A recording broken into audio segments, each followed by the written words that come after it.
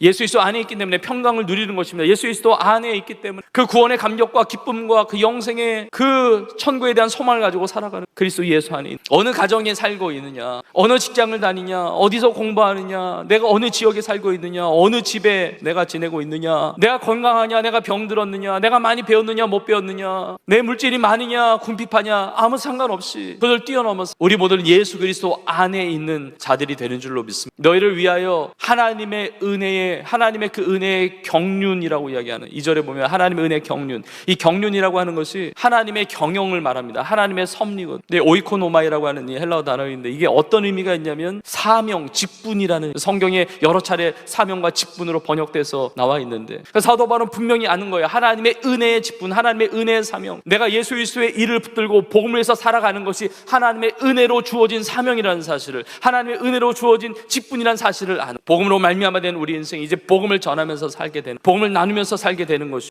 복음을 위해서 살게 되는 우리 인생이 얼마나 큰 은혜이고 얼마나 놀라운 수. 우리가 새해명 축제를 앞두고 태인자를 작정을 했고 계속 작정해 가고 있습니다. 새해명 축제 때만이 아니고 지금 계속해서 복음을 전합니다. 우리 전도자로 삽니다. 선교사로 삽니다. 복음의 일꾼으로 살아갑니다. 하나님의 은혜로 주어진 귀한 직분이고 사명이 되는 줄로, 우리 모두가 복음으로 말미암은 인생이 되고 복음을 위해서 살아가는 우리의 모든 삶이 되기를 주의 이름으로 축복합니다. 자, 그런데 중요한 것이 있어요. 오늘 본문에 보면 비밀이라는 단어가 재차 강조되고 있는데 3절에 보니까 비밀을 알게 하죠. 또 4절에 보니까 비밀을 깨달은, 그러니까 비밀을 알게 하고 비밀을 깨달은 것, 이 비밀이라는 표현이 나오는데, 여러분 이 비밀이 뭐냐면, 이 비밀의 정체가 뭐냐면 바로 복음이. 여러분 그래서 복음 자체가 은혜죠. 복음 자체, 예수님이 우리 죄를 위하여 십자가에 피 흘려 죽으셨고 부활하셔서 그 하나님의 놀라운 사랑이 나타나고 하나님의 사랑을 누리는 자로 복음으로 말미암아 된 인생이 복음을 위해서 살아간다. 여러분 이 복음 자체가 은혜인데, 또 다른 은혜가 뭐냐면 이 복음의 비밀을 알고 깨닫게 되었다는 것 자체가, 여러분 복음의 메시지 자체가 은혜의 메시지, 인류를 구원하기 위해서 십자가에 피 흘려 죽으시고 부활하신 이 하나님의 사랑의 메시지, 하나님의 은혜의 메시지인데,